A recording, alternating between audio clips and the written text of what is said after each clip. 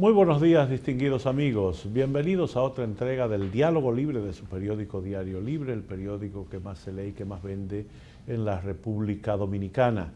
Hoy vamos a hablar de soluciones innovadoras, de temas de medio ambiente, y para ello contamos con la honradora presencia de Charlie Karamanian, premio de la NASA de Innovación, que viene invitado por la Red Nacional de Apoyo Empresarial a la Protección Ambiental, EcoRed, representada aquí por Jake Keel, por la representante residente del Programa de Naciones Unidas para el Desarrollo, Inca Matila, y la directora ejecutiva de EcoRed, María Alicia Urbaneja. El panel de periodistas que tendrá a su cargo la conducción de este diálogo libre está encabezado por la jefa de redacción de Profundidad, Rosana Figueroa, por la periodista del área económica, Sugelis Rosario Tejero, y por el periodista del área ambiental de nuestro periódico, Marvin del Cid. En unos instantes arranca este diálogo libre con Charlie Karamanian, Inca Matila, Jake Keel y María Alicia Urbaneja de EcoRed y de la Fundación Grupo Punta Cana y del Programa de las Naciones Unidas para el Desarrollo, a quienes damos la más cordial bienvenida con nuestro agradecimiento por haber aceptado esta invitación. Buenos días, bienvenidos. Muchas gracias. Muchísimas gracias. Tenemos muchos apellidos raros aquí, ¿verdad? Pero todos nos vamos a entender muy bien, ¿verdad que sí? A mí me gustaría comenzar con Jake, que nos explique qué es EcoRed y qué buscan con estas actividades que están desarrollando. Sí, EcoRed es una asociación conformado de aproximadamente 88 miembros, son empresas privadas y es una organización que tiene más de 10 años y es una organización no sectorial, está representado por muchas industrias del país, de casi todos los sectores, y busca integrar la sustentabilidad en las empresas y promover las iniciativas de las empresas para que se pueda lograr prácticas sostenibles en todo el área del sector privado. Entonces, la idea de EcoRed es algo que se ha convertido en algo muy de moda, es crear pequeños ejemplos de casos de éxito. Y hoy estuvimos celebrando Ganancia Sostenible, que prácticamente es una serie de casos de éxito sobre la sustentabilidad. Y está muy de moda el tema ahora de los laboratorios de innovación, y entonces nuestro tema era innovación, porque el sector privado, las empresas, tienen una capacidad creativa muy grande, muy amplia, que hoy en día se está aplicando cada día más en temas de sustentabilidad, ¿no? En temas de protección ambiental, en solucionar temas y problemas sociales. Y realmente las empresas pueden formar un núcleo ya de creación de soluciones. Y eso es parte de la idea de EcoRed, es integrar las diferentes empresas, ganar compartiendo experiencias y compartir esa experiencia con el público y con otras empresas. Sabemos que el Programa de Naciones Unidas para el Desarrollo tiene un laboratorio de innovación que funciona en todo el mundo y que es muy importante. ¿Cómo lo podemos aprovechar aquí? Muchas gracias por la pregunta y por esta maravillosa invitación de este PNUD, Programa de Naciones Unidas para el Desarrollo. En julio, en el marco de panel de alto nivel de seguimiento de la Agenda 2030, nuestro administrador Achim Steiner lanzó una red de 60 laboratorios de aceleración de logro de esta Agenda 2030 de Desarrollo Sostenible, prácticamente invitando a PNUD poner a centro de su funcionamiento innovación al desarrollo para reordenar ideas existentes o buscar nuevas soluciones para aprovechar este espacio que prácticamente tenemos menos de 4.000 días para 2030. Y si seguimos con el ritmo actual es imposible que logremos estos 17 objetivos de desarrollo sostenible, así que es el tiempo de buscar nuevas formas y nuevas recetas. Y en este marco, Achim Steiner, gracias a apoyo de Alemania y Qatar, el Fondo de Desarrollo de Qatar apostó a esta iniciativa global para poner en marcha esta red de laboratorios. Bueno, y aquí tenemos a un hombre que ha sido exitosísimo en el logro de innovaciones, en muchísimos aspectos de la vida. Aunque el apellido es armenio, él es realmente porteño, sí. Realmente argentino. Y de los aspectos que usted ha trabajado, hay muchísimos que tienen gran interés para la República Dominicana. Pero la casa en la que usted vive es un ejemplo importantísimo de las cosas que se pueden hacer y otros emprendimientos con las empresas. ¿Qué consejo nos da usted? Bueno, bien, ya que comentás, la casa en la que vivo, la Casa G, la Casa Sustentable en Argentina, cuando la creamos y la planteamos hace más de 7 años, era poder demostrar que hoy no solo es posible, ¿no?, sino que es conveniente construir y vivir de una manera más sustentable, ¿no? Y esto es a través del uso de tecnologías para el desarrollo sostenible, digamos. Esta casa, la quieren buscar, es la Casa G. No es una casa de adobe y paja, es una casa moderna, tecnológica, es una casa que genera su energía, solar térmica, solar fotovoltaica, recicla 500.000 litros de agua al año y un montón de otras, más de 80 tecnologías, que de alguna manera fue apoyar y aportar este granito de arena para demostrar que hay otra forma de hacer las cosas. A partir de ahí, a través de la consultora, la compañía global de innovación Zenith Bioinspire Argentina, donde soy director, ayudamos a empresas y organizaciones de todo el mundo a crear nuevos productos y servicios más sostenibles en concordancia con esta agenda, ¿no?, 2030 de Naciones Unidas y para poder cumplir estos 17 objetivos de desarrollo sostenible. Primer consejo es animarse a hacerlo. Segundo consejo, hay que hacerlo, ¿sí?, porque todas las empresas están entrando en esta agenda, ¿no?, que genera obligaciones y compromisos. Ya las empresas al momento de comprar y de contratar se van a fijar que sus proveedores estén cumpliendo con esta agenda, ¿no? Entonces, desde el punto de vista de la sostenibilidad, es una agenda virtuosa, pero es una agenda que nos obliga como empresas y como sociedad a reinventarnos para poder generar este cambio en conjunto, ¿no? O sea que la responsabilidad social no es un eslogan, no, es algo casi de supervivencia de las empresas. Sí, claro que sí. Ya la sostenibilidad se posa sobre acciones de responsabilidad social, pero no es eso, es mucho más que la responsabilidad social de las empresas. Muy bien. Doña Rosana.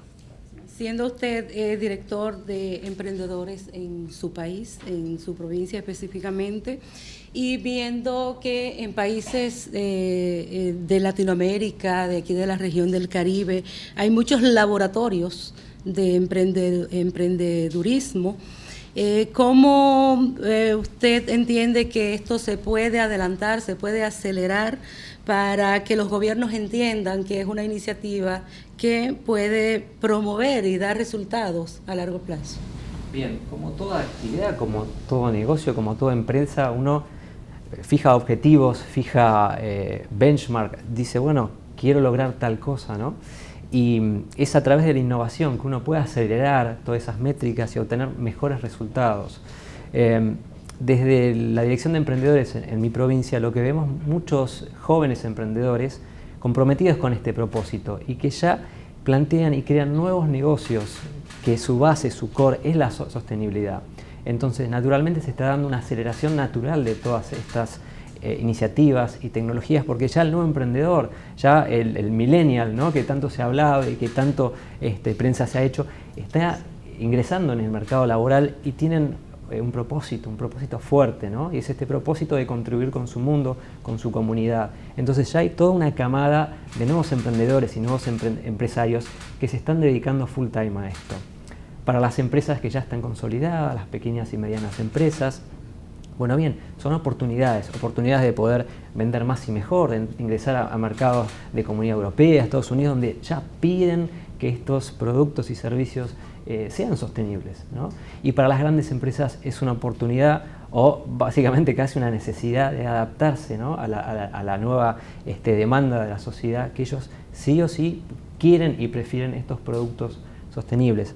Hay un estudio muy interesante de una consultora que se llama Havas Media, ¿no?, Sustainable Brands, que lo que dice que a la mayoría, o mejor dicho, a las personas no les interesaría que de un día para otro desaparezca más el del 70% de las marcas. O sea, lo que uno construye, invierte en marca y demás, cree que está asegurado y no está asegurado. Las personas eligen a este 23% de empresas que las quieren en su vida porque están haciendo algo por ellos y por su comunidad. Entonces, hay que hacerlo, hay que empezar, y hay que empezar rápido, ¿no? Porque no hay mucho tiempo, son pocos días. Y hay más competencia cada día. Claro que sí. Doña...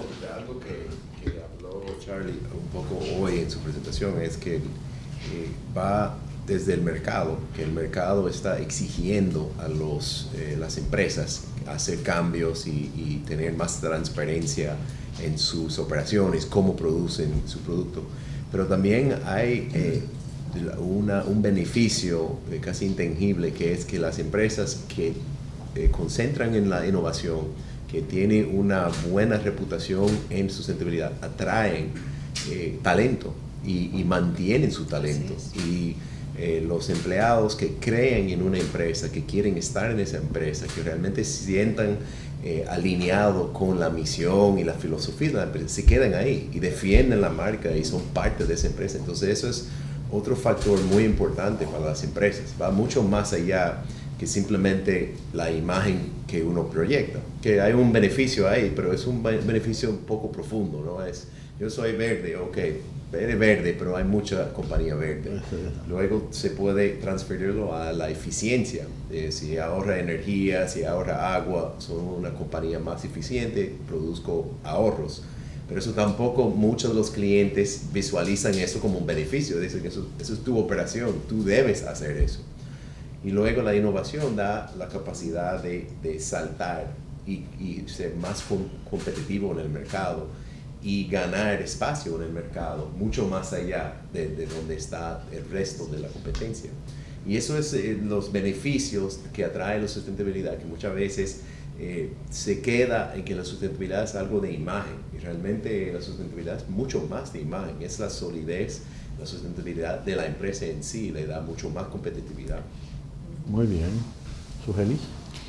Sí, usted tiene la dualidad de ser un emprendedor que también es funcionario de su gobierno en su provincia.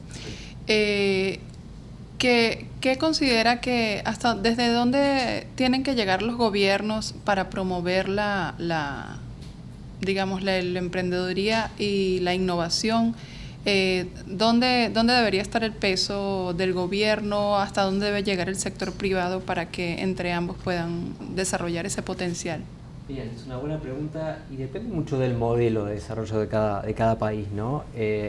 Realmente hay una inversión grande que requiere toda la primera etapa de investigación y desarrollo, todo lo que es, en distintos países tiene distintos nombres, pero son personas que terminan su carrera y dedican 5, 10, 15 años a desarrollar tesis doctorales y hacer investigación y desarrollo, y que muchas veces no se entiende todo ese trabajo, qué aplicación concreta tiene en la sociedad o en las industrias. Entonces, los gobiernos ahí tienen un rol muy importante, que es el poder articular con todo este cúmulo de conocimientos para buscar la manera de bajar todos esos conceptos a soluciones aplicables en la industria y en la sociedad, ¿no?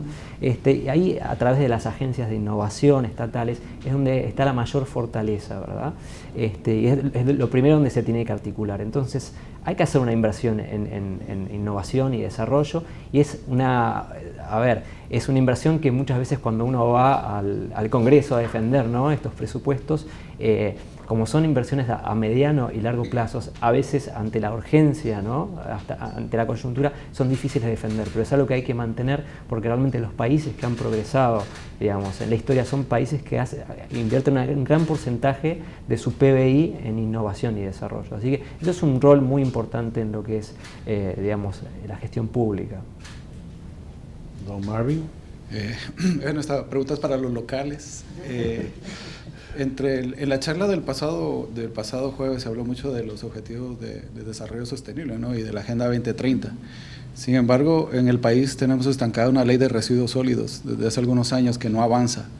Se rumora que hay, por presiones empresariales de algunos sectores, esa ley no avanza. Sin embargo, esa ley de residuos sólidos, principalmente con el tema del plástico, atenta contra otros objetivos, incluso la vida marina y otras cosas.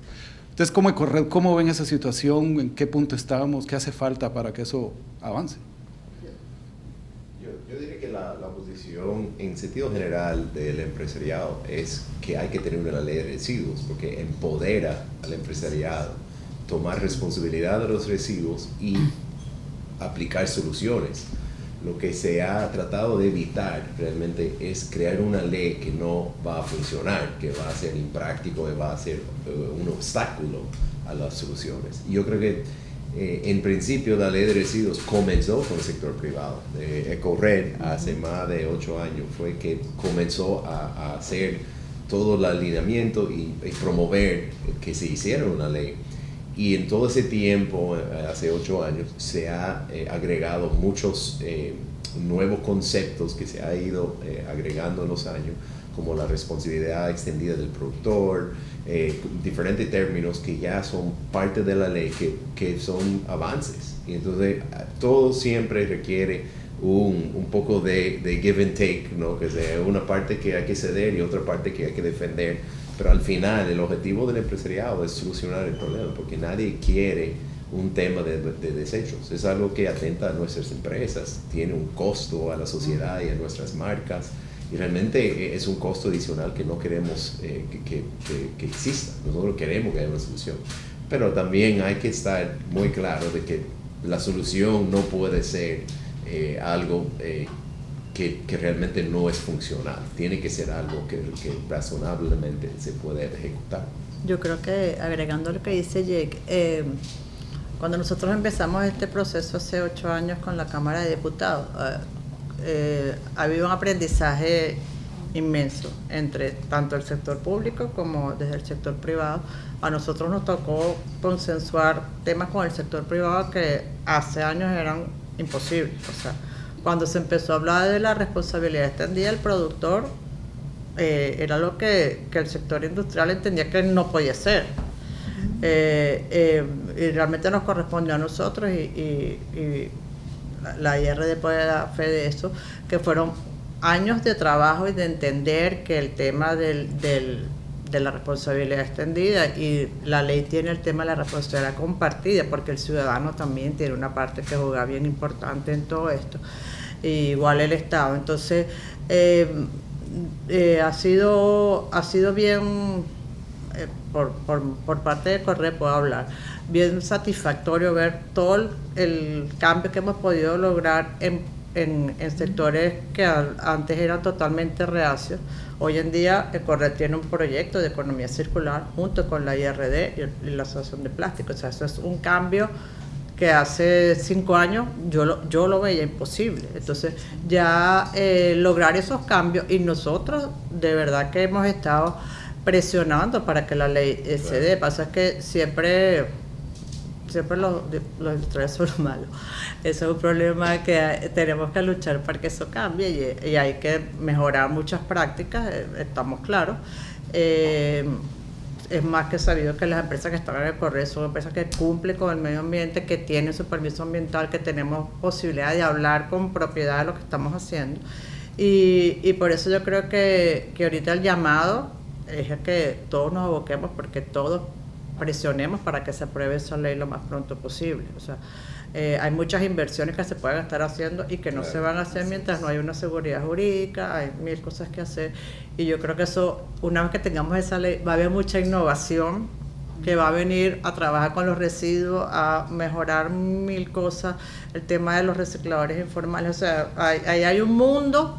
Ahí están los 17 ODS que están listos para empezar a trabajarlos en ese tema, y yo creo que ojalá y los diputados y los senadores puedan, en este periodo que está como complicado, pero que ojalá que podamos llegar a eso, porque eso es lo que todos queremos. Y de verdad que puedo dar fe de que el sector industrial, el sector de plástico, que éramos como los enemigos, hemos trabajado juntos y han entendido muchas cosas que también nosotros hemos tenido que aprender, porque hay que aprender de los dos lados. Nadie puede ser fundamentalista en este tema, pero sí hay avances. Yo agregaría que yo tengo 15 años trabajando en el país en tema ambiental, y hay muchos proyectos que han venido al país, proyectos muy factibles económicamente, o sea, tecnológicamente, que no relacionado a la basura, la transformación de la basura en algún tipo de producto o servicio, que no se ha avanzado por falta de una ley. Entonces, en el momento que tenemos algún tipo de ley que regula el movimiento, la logística y las responsabilidades de los desechos sólidos se va a transformar en negocio, porque en una isla no hay otra cosa que se pueda hacer, o sea, tenemos que buscar una solución. Nosotros estamos totalmente de acuerdo que se haga una ley, siempre y cuando la ley presta a hacer soluciones. Se habla de que uno de los tabúes que hay en materia en estos campos es el costo, que sale muy costoso, que la innovación es costosa, que la investigación y desarrollo es muy costosa. Si te dicen, pero Estados Unidos y Europa, pero esos son grandes potencias, nosotros somos países pequeños, ¿qué podemos hacer? Más bien creo que, como usted muy bien dijo, es un mito.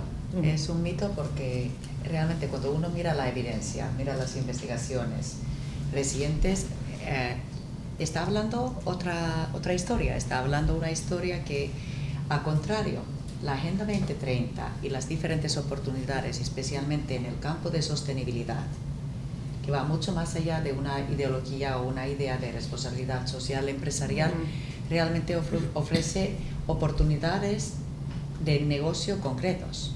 Por ejemplo, alguna estimación que presenté hoy en la intervención del evento, estamos estimando que puede generar oportunidades de mercado por valor al menos de 12 trillones anuales a nivel mundial, que es una cifra bastante importante, prácticamente en términos de inversión, de impacto hacia los objetivos de desarrollo sostenible, inversiones sociales, incluso todo este tema de residuos.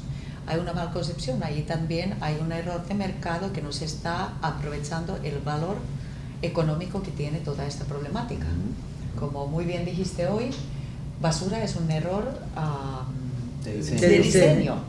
No debería existir y realmente ahí algo está fallando y justamente por esta razón la legislación y digamos el marco legal es tan importante porque puede destapar y dar esta seguridad jurídica legislativa también en caso de República Dominicana, lo que estamos observando desde PNUD en varios otros países. Esto es una oportunidad gana-gana que hay que capitalizar en este momento. Y el consumidor, los y las consumidores a nivel mundial están empezando a requerir totalmente otro tipo de servicio y producto. Entonces, si República Dominicana quiere estar en la primera frontera, en los sectores más importantes para el país, hay que fijar en la dimensión de sostenibilidad social, incluso la equidad de género. Y hemos visto que toda la evidencia que estamos sacando habla a favor de este statement. Es una gana-gana. Muy bien. Sí. Sí, agregar mucho. 3 ejemplos muy concretos, porque el ciudadano escucha estas cifras que son fantásticas y llega y piensa, ok, pero yo quiero comprar un producto, si es sustentable o no, sale más barato, más caro. 3 ejemplos. Un termotanque solar sale prácticamente lo mismo, por lo menos en mi país, que un termotanque que no lo es. En 3-4 años amortiza y hace ahorrar entre el 80 y el 85% de la energía consumida para calentar agua. Las tejas conformadas con Tetra Pak reciclado son más económicas que las tejas comunes y no se rompen por el granizo, ¿sí? Y por ejemplo en la industria alimenticia tenemos ya empresas haciendo barritas de cereales que incorporan el bagazo, que es el residuo de la industria de la cerveza, que lo incorporan como un alimento, como una proteína que es más nutritivo y reduce el costo de fabricación de esa barrita. Claro. Entonces son 3 ejemplos que se me ocurren, pero hay miles que te van a mostrar cómo aprovechando estos residuos, aprovechando las tecnologías, logras productos más eficientes, más ecológicos, más económicos, porque la innovación sustentable lo que nos permite es hacer más con menos. Y la barrita se podría vender muy bien si le dices a algunas personas qué cerveza que están bebiendo, ¿verdad?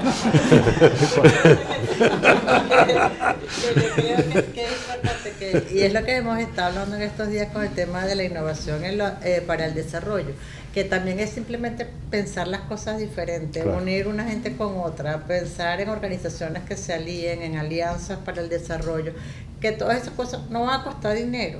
Solamente pensar desde otro punto de vista lo que estamos haciendo. Muchas veces la solución es de algo que para nosotros es complicado, quizás para alguien en una comunidad tiene ya una solución, pero nos enfrascamos en temas muy cerrados. Entonces, una de las cosas que quisimos hacer en Corred con ese evento fue apoyar esta iniciativa, que al final los laboratorios estos de innovación vienen a hacer pensar a la gente de otro lado. Entonces, yo creo que eso es bien importante y que no nos pegamos que el dinero, porque el dinero, mi papá decía, el dinero es redondo y rueda y algún día llega, ¿sí?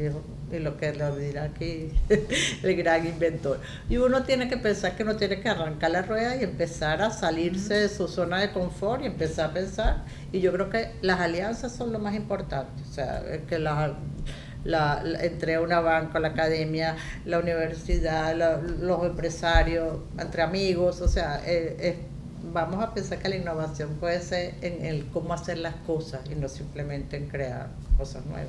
Esto fue un mensaje muy interesante hoy. Alianza salió en cada una de las ponencias. Y realmente este principio de sumar, que es en el corazón de Agenda 2030, para que no dejar a nadie atrás, tenemos que sumar los esfuerzos. Es principalmente buscar economías de escala, que nos está aprovechando en este momento. Hay un término que acuñamos en el ecosistema emprendedor, que es lo que era competencia, si le sumamos cooperar, y ahora se llama competencia, ¿no? Que es entre todos colaborar para un objetivo común y ganar, ¿verdad?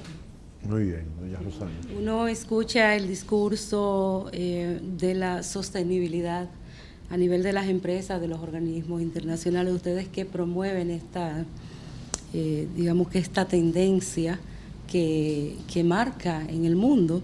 Y nosotros nos preguntamos cómo se imagina un sistema económico ambientalmente sostenible, porque ya han mencionado varios aspectos, que si el aprovechamiento de la basura, que si la industrialización, agregamos la gran utilización, es decir, producción y utilización del plástico y de otros productos. ¿Cómo lo podemos imaginar entonces? Yo creo que no tenemos que ir a imaginarlo, sino hay varios ejemplos en el mundo que ya existen y definitivamente el futuro ya está aquí. Entonces yo creo que es más bien mirar y tener estas miradas desde afuera que nos pueden abrir los ojos de todas las soluciones que en este momento ya existen. Yo creo que también es un tema de contemplar las externalidades, porque ahora mismo cuando se piensa en el costo de un producto, no se piensa en el costo ambiental y social asociado a ese producto, la contaminación que produce, el trato del empleado que tuvo que trabajar para elaborar.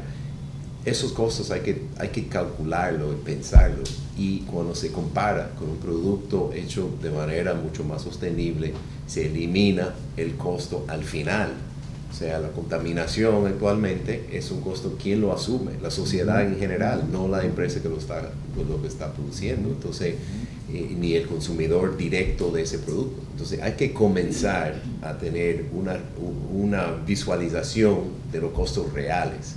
Si yo hago un producto y ese producto termina contaminando algo, yo tengo que asumir de alguna forma ese costo. Entonces cuando llegamos a esa realidad, ya la sustentabilidad no es solamente en par con alguna forma tradicional, sino es mucho más competitivo, mucho más económico. Entonces hay que comenzar a contemplar esas externalidades, porque si es gratis contaminar y maltratar a las comunidades y no hay ningún costo para operar de una forma en que hace mucho daño a la sociedad, entonces va a ser muy difícil enfrentar esos retos. En los tiempos en que yo iba a la universidad, se hablaba del efecto derrame que tenían algunas acciones. Usted puede quemar las hojas del patio de su casa, pero el humo no se queda en el patio. El humo se derrama. Si usted deja la basura abandonada frente a la casa, las enfermedades que van a salir de ahí no solamente lo van a afectar a usted y a sus hijos, van a afectar a toda la comunidad. Y yo creo que es esa percepción lo que en cierta medida ha faltado, que la gente entienda que pagar un centavo más por un producto puede estar representando varios pesos en salud, en mejoría de calidad de vida, etcétera. Yo creo que ahí usted toca un tema muy importante, que este tipo de desafíos de desarrollo hoy en día no son sectoriales, no es un tema ambiental. Esto es un tema económico, social y, por supuesto, también ambiental.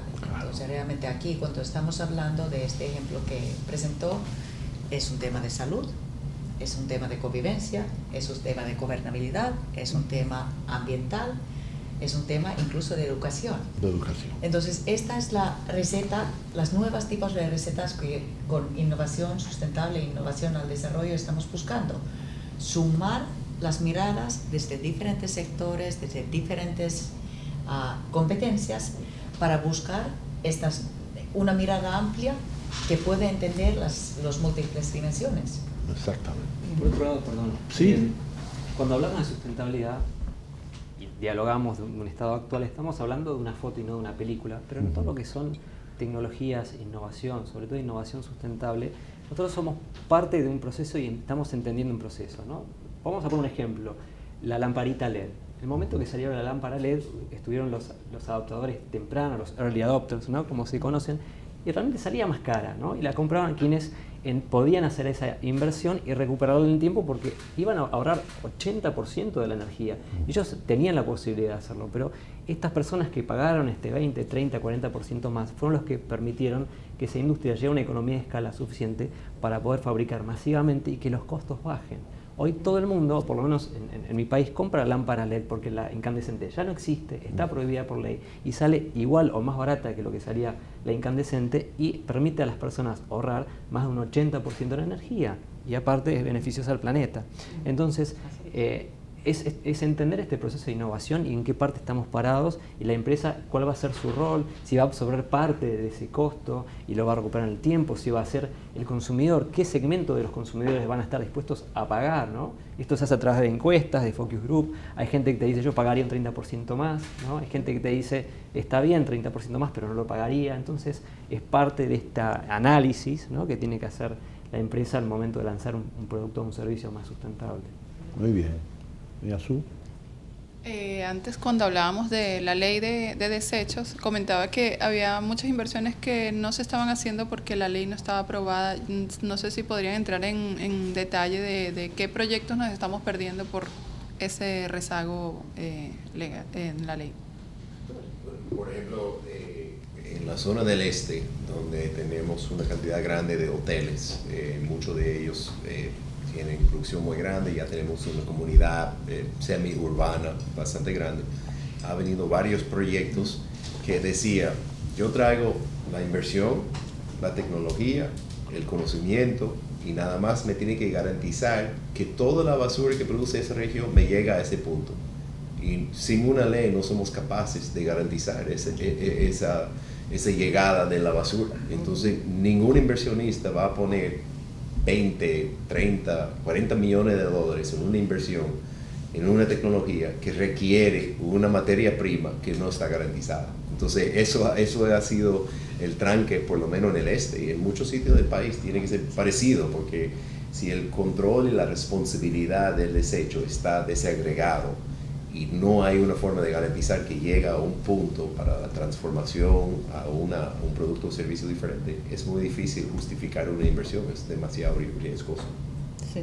Y además hay un tema de informalidad con el trabajo con los desechos actualmente. Entonces hay empresas que reciclan pero no están realmente bien constituidas, o no pagan luz, no tienen impuestos. Entonces los que están bien haciéndolo ordenadamente no tienen cómo competir en precios con eso. Entonces nosotros entendemos que una ley que organice hay un mercado importante, o sea, no tendríamos porque deberíamos llegar a basura cero, eso sería el fin último. Entonces hay que empezar por ordenar la casa, por definir bien las responsabilidades dentro de cada cual, que el ciudadano entienda, porque a mí eso, yo siempre voy ahí, o sea, el ciudadano tiene que entender que su basura es su responsabilidad, no porque la meta en el zafacón, o sea, su factura, tiene que saber dónde llegó esa basura, por qué llegó a dónde llegó, o sea, entonces esa norma no existe.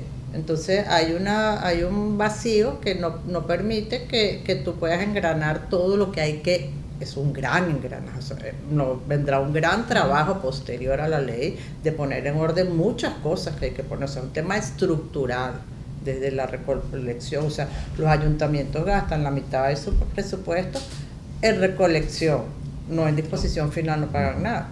Entonces, y nadie paga el acero en este país. Entonces, son cosas que hay que ver y que definitivamente es un tema estructural y nosotros entendemos que el trabajo va a empezar cuando esté la ley.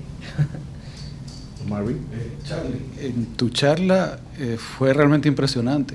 O sea, era ver como estar viendo ciencia ficción, pero cosas que ya existen. Sin embargo, a mí me llama mucho la atención de que, a pesar de que son productos que son sumamente innovadores, del casco de realidad aumentada para hacer búsquedas, que usa satélites, usa bloque de cadenas para validar toda esa data y toda esa información, pero se basan en diseños que han existido durante millones de años, que es la naturaleza. Entonces, y me pareció irónico que el malecón que está en la propuesta de diseño en la Isla de la Felicidad, que se basa en la estructura de la concha de la tortuga marina, en las almejas y en ¿cuál era el otro? En los corales. En los corales. Que son los que más en peligro están ahora mismo de desaparecer. Claro. Pero en tu empresa, ¿qué capacidades tienen las personas que trabajan ahí para llegar a esos conceptos y a esas ideas? ¿Qué tipo de personas trabajan ahí? Bueno, básicamente personas de una diversidad increíble, ¿no? Y de formaciones totalmente distintas. Pero tenemos un denominador común que es este propósito, ¿no? De trabajar para contribuir con nuestro granito de arena a estos 17 Objetivos de Desarrollo Sostenible. Y básicamente lo que vos mencionás es, antes de abordar cualquier tipo de problema o de desafío, de cualquier trabajo que tenemos que hacer, nos hacemos esta pregunta: ¿cómo resolvió la naturaleza ese problema, ¿no? La naturaleza entendemos que es el mejor laboratorio de investigación y desarrollo jamás creado, con 3.800 millones de años de experiencia, ¿no? A través de la prueba y el error, donde solo las soluciones más eficientes son las que sobreviven. Entonces, no hay que volver a inventar la rueda, ni inventar la pólvora. Veamos primero, y siempre aconsejo, hay un sitio web que se llama asknature.org, pregúntale a la naturaleza, donde tenés más de 7.000 funcionalidades de la naturaleza catalogadas por distintas temáticas que resuelven. Transferencia de calor, agua, residuos. Entonces vos te fijas, a ver, esto cómo lo trato la naturaleza. Tal vez encontrás directamente ahí la respuesta, por ahí te sirve para inspirarte en esas soluciones. Entonces ahí empezamos a trabajar, ¿sí? Con distintas metodologías de co-creación, de pensamiento de diseño, conocido hoy como Design Thinking. Y tenemos nuestro propio laboratorio, digamos, de tecnología de innovación, que nosotros llamamos BioInspired Argentina, ¿no? Que lo que hacemos es eso, nos inspiramos en la naturaleza y buscamos de qué manera podemos resolver una problemática, digamos, siempre usando menos, lograr más, ¿no? Ese sería un poquito el concepto. Doña Rosana. Jake, me gustaría que nos conversaras un poco en cuanto a proyectos que está desarrollando EcoRed a partir del reciclaje de plástico, que bien llevan esta relación. Pero hay otros proyectos dentro de esta institución que presides que resuelvan o se encaminen a resolver este gran problema del plástico, de los residuos que pueden ser reciclables aquí en el país.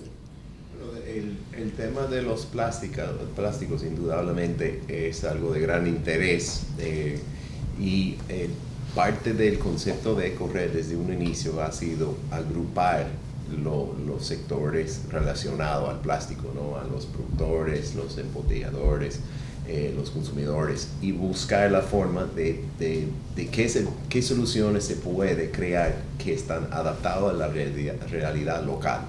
Entonces, parte del trabajo que ha hecho María Alicia y el equipo de EcoRed es dar a conocer experiencias de otros países. Se ha visitado varios países, se ha traído expertos de diferentes experiencias con el plástico y otros temas relacionados a desechos sólidos. Inclusive este año nosotros fuimos una delegación a México para ver una experiencia de una compañía que se ha formado de reciclaje de plástico PET en México, conformado por los diferentes productores de plástico PET, y es un modelo exitoso en México que se recupera cerca del 60% de los desechos de PET en el país. Se ha creado toda una cadena de valor. Ya el PET nosotros hicimos una visita a uno de los vertederos en México. Increíblemente preguntamos a los buzos, como dicen aquí, los recolectores de material, cuál materiales ellos buscan en el vertedero, o sea, cómo se divide el trabajo. Y nos dijeron, todos buscan cobre, porque cobre es un material limitado y todos saben que eso tiene un mercado. Entonces, mientras están en el vertedero, buscan el cobre. Segundo, aluminio, que el aluminio, otro material que sabemos que tiene un muy buen mercado de reciclables, pero increíblemente nos dijeron que la botella PET y los materiales PET ya tienen mercado en México. Entonces, inclusive los camiones que recolectan en la calle, los mismos trabajadores de los camiones apartan diferentes materiales con valor, incluyendo botellas de PET. Entonces, eso puede existir en países como República Dominicana, porque ya el material no se considera como un problema o un desecho o basura, sino en algo con valor.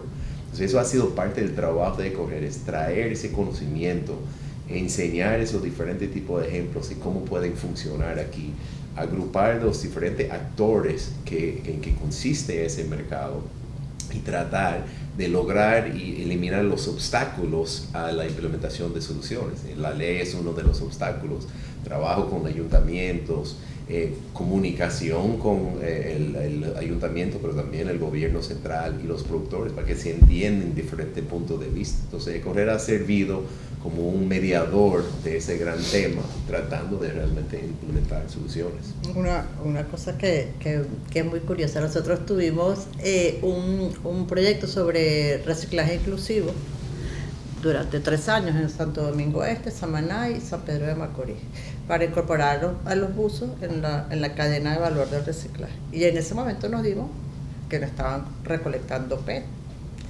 Eso fue en finales de 2016. Y nosotros en enero del 2017 reunimos en EcoRed a las embotelladoras, miembros de EcoRed, que realmente son todas las embotelladoras, gracias a Dios están ahí. Nos sentamos en la mesa y le dijimos, mire, hay un problema, el PET no se está recuperando, nos vamos a hundir en PET. O sea, vimos lo que iba a pasar en aquel momento. Y comenzamos a hacer una mesa, se llamaba la mesa de plástico humildemente. Nos sentábamos a pensar soluciones que pudiéramos encontrar, por eso fue que conocimos el proyecto de México, que después, cuando nos asociamos con la IRD en el proyecto de economía circular, nosotros pasamos esa iniciativa a la IRD, que es mucho más fuerte que EcoRed porque abarca mucho más. Entonces, esa mesa de plástico ya firmó un acuerdo, no sé si recuerdan que se firmó un acuerdo interno de trabajar para que todos los materiales fueran reciclables. O sea, son avances que van armándose y nosotros estamos pensando que muy pronto habrán noticias sobre importantes acciones que está tomando el sector privado, y han sido así. O sea, hemos ido desde lo local, eso ha sido así, porque lo vimos en la parte más baja de la cadena y fuimos avanzando y entendimos en la alianza, en fortalecernos con otras instituciones que son mucho más fuertes que nosotros, y por eso te digo que pasamos por todo el proceso de la responsabilidad extendida del productor y todos esos temas, y hemos aprendido juntos y estamos a punto de traerles unas buenas noticias en ese aspecto. Eso a nivel de las industrias, los grandes productores de plástico. Sin embargo, vemos como en el día a día la gente común sigue usando todavía muchísimo plástico, desde ir al supermercado, las fundas, los vasitos, las cucharas, los sorbetes y una serie de componentes que uno algunas veces piensa que se hacen como imprescindibles en el día a día del desempeño de uno, tanto en la oficina como en la casa. El daño, el pasivo ambiental, el dejar de percibir qué tanto daño estamos ejerciendo a nuestro ecosistema, pero también qué tanto deja de percibir el Estado, una nación, siguiendo con esta práctica de uso, digamos que indiscriminado. Mira, cuando la primera vez que yo fui al vertedero de Duquesa y vi a los buzos sacando el plástico que caía en los camiones, que yo lo había podido separar en mi casa y no tener que llegar hasta ahí con el costo que genera esa reversa además, y aquella gente trabajando en esas condiciones, uno dice, bueno, espérate, aquí hay algo que está mal. O sea, hay que empezar por tu casa, por tu empresa, por tú como persona empezar a separar tus residuos. El gran problema del reciclaje.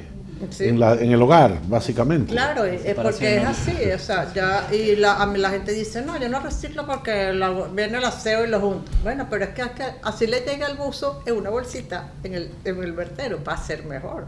Y además tú puedes ir, porque yo antes de que estuvieran los centros de acopio, yo iba y me encontraba un buzo en la calle, que en Santo Domingo hay miles de buzos en la calle.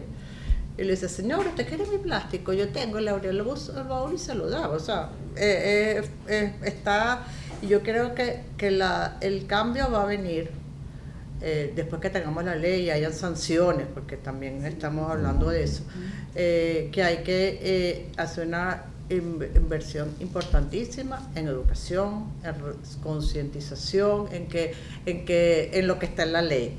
La responsabilidad compartida, o sea, los residuos son responsabilidad de todos, cada uno como individuo, como comunidad, no es resolución, no es un tema del ayuntamiento. Entonces, el día que nosotros podamos hablar de cambio es empezando por cada uno de nosotros, y es tan sencillo. Las empresas están haciendo su parte, los automercados, todo el mundo tiene ahora las bolsas reusables y nos están hablando por todos lados de eso. Entonces, yo creo que llegó el momento. Así como llegó el momento de innovar, llegó el momento de pasarnos el switch y saber que esto ya llegó al límite y que tenemos que cambiar. Y nosotros estamos trabajando con el PNUD también en eso, entendiendo que tenemos que buscar soluciones innovadoras, volvemos a la innovación y hacer que la gente entienda, porque no puede ser que la gente mayor, yo no soporto eso de invertir en limpiar y no en educar. Yo prefiero, yo soy de la que entiende que me ocupo de que la gente no ensucie, no de que limpie, porque lo que tenemos que hacer es no ensuciar. Exacto. Doña Lupa, a veces, perdón. A mí me preocupa un poco. Dale. Solo terminando con el tema, que como sociedad está muy de moda preocuparnos por el plástico, que es válido, que el plástico es un tema cuando está en los ríos, cuando se encuentra en el océano, pero el plástico en sentido general, de la cantidad total de la basura, es relativamente poco, es el 10 a 12% del total. Mientras desechos de comida, desechos orgánicos, que tienen un costo mucho más alto al planeta en cuanto al consumo de agua, consumo de suelo, fertilizantes, la ocupación del terreno que se utiliza en vez de tenerlo en bosque, es mucho más alto. Sin embargo, casi nadie habla del tema de desechos orgánicos y es casi un crimen cómo nosotros desperdiciamos y no aprovechamos desechos orgánicos. Estamos hablando del 50 a 60% del total de los desechos son orgánicos. Sin embargo, pasamos el 90% de nuestro esfuerzo hablando del 10% de los desechos. Porque flota. Porque flota, porque tiene una campaña mediática muy fuerte, tiene muchas celebridades, y es verdad que el plástico es un problema. No debemos estar consumiendo plástico, no deben llegar a los ríos, no debe llegar al océano, pero eso no obvia el factor de que desechos orgánicos invernaderos producen más gases invernadero que cualquier tipo de plástico. O sea, es un impacto muy grande. Entonces también tenemos que racionalizar nuestras estrategias de enfrentar problemas ambientales, invertir más esfuerzo en los temas que van a dar más retorno y no solamente pensar y concentrar y obsesionar sobre ciertos temas porque son más populares. No sé si quería... Sí. No, nuevamente yo creo que en República Dominicana en pocos meses se están mirando también muchos cambios. Yo llegué al país hace 7 meses y he visto un cambio en el día al día, lo que toca a cada una de las personas que viven en una ciudad.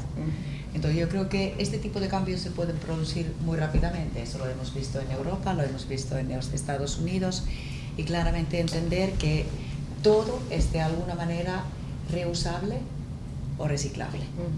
Entonces yo creo que es un tema de sensibilización y yo apostaría aquí mucho a la juventud.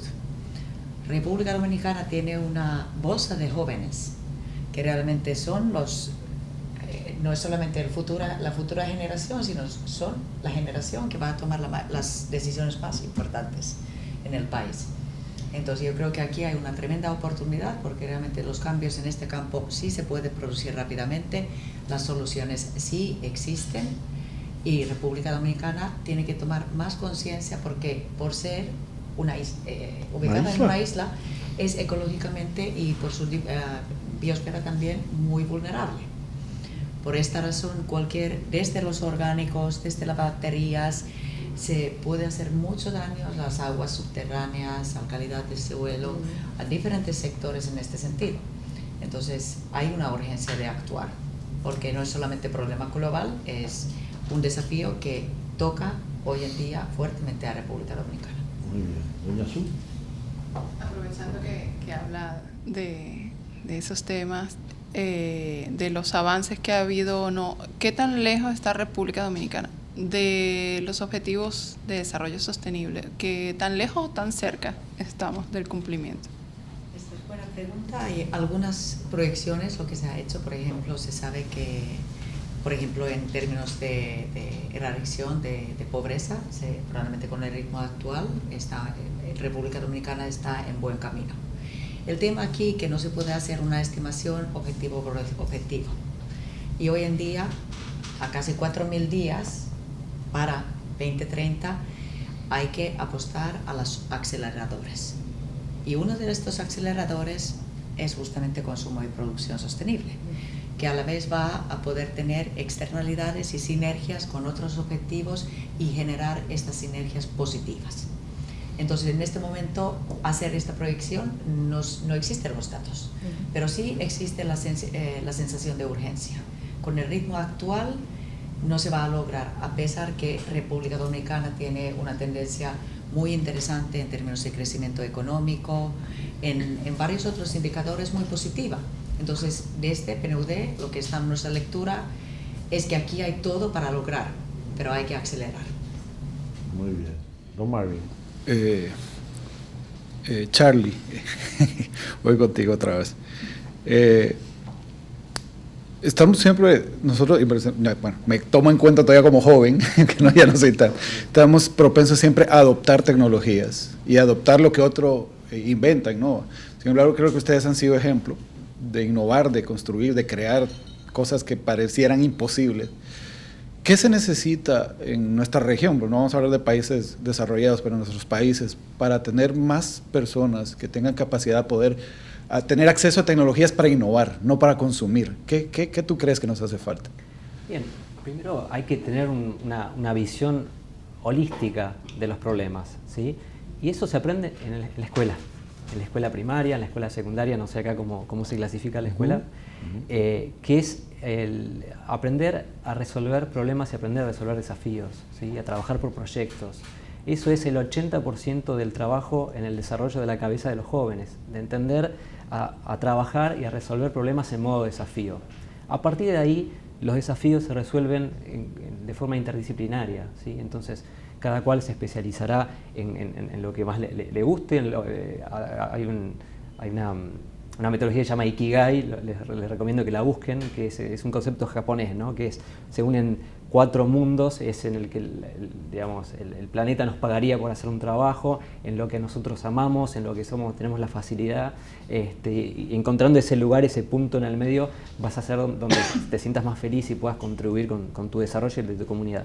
Pero más allá de eso, una vez que nosotros tenemos esa capacidad y armamos los equipos y lo desarrollamos, después las tecnologías vienen, se aprenden fácilmente, se aprenden por internet, ¿no? Hoy yo conté muchos de estos desafíos en los que nosotros participamos a través de plataformas de innovación abierta. Nosotros estamos trabajando con equipos de personas de todo el mundo para resolver problemas de todo el mundo, ¿sí? Entonces va más allá de las fronteras físicas. Nosotros, para resolver uno de los desafíos que comenté, trabajamos con una persona de Perú, para resolver otro de los desafíos con una persona de Londres y con una persona de Israel, por ejemplo, también. Entonces, básicamente es a los jóvenes tener esa formación y esa capacidad y esa cabeza para poder trabajar en modo desafío, aprender a relacionarnos, ¿no? Esta empatía, la parte humana, porque en definitiva la innovación es crear mejoras para las personas. Nosotros hablamos de innovación centrada en las personas. Entonces, si nosotros conocemos los problemas, los abordamos de una manera social, de cuál es el impacto, y no la tecnología per se, porque es linda, porque es moderna, nada más, no, porque resuelve una necesidad. Entonces, a partir de ahí podemos resolver lo que nos propongamos, ¿no? Como humanidad hemos venido resolviendo distintos problemas y yo soy optimista en que vamos a llegar a cumplir estos objetivos, ¿no? Falta el último empujoncito, me parece. Pero hay cosas, en el caso dominicano y como Jay que está en Punta Cana, que nos afectan y que no son el resultado del hecho del hombre. Los sargazos, por ejemplo. Vemos el fenómeno y vemos el impacto que puede tener sobre la industria turística, pero ahí hay un campo de innovación extraordinario. ¿Qué hacemos con los sargazos? Porque no es tirarlo al mar otra vez, van a volver. Bueno, ahí Sheikh te puede ilustrar porque están trabajando hace mucho, pero yo te quiero solamente hacer una pequeña corrección, si me permitís. ¿No es un problema del hombre? Porque el sargazo prospera más en aguas cálidas y toda nuestra actividad industrial está haciendo que las temperaturas promedio de los océanos aumenten, ¿no? Entonces, ¿es problema o no del hombre? Sí, digamos, sí, ¿no? sí. Pero después Sheikh es experto en el tema.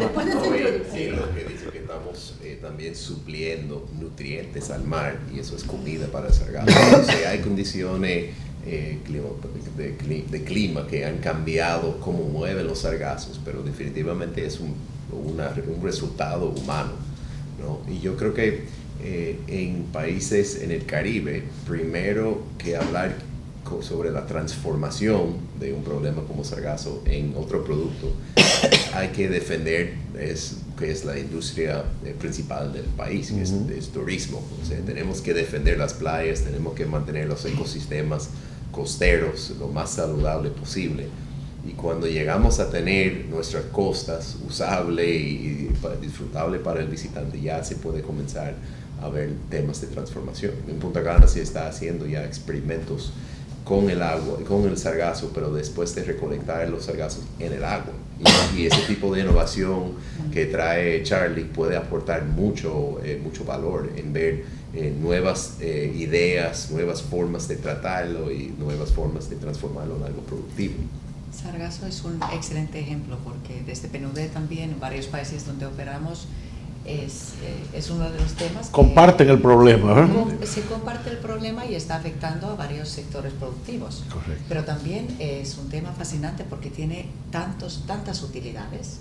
Además, biológicamente tiene una utilidad muy importante desde el punto de vista de incluso para las pequeñas especies, para su hábitat, etc. Entonces, ahí hay típico tema donde se puede retar a buscar soluciones en términos de generación de energía limpio, algún tipo de alimento para animales, por ejemplo. Todo este tipo de soluciones ya existen.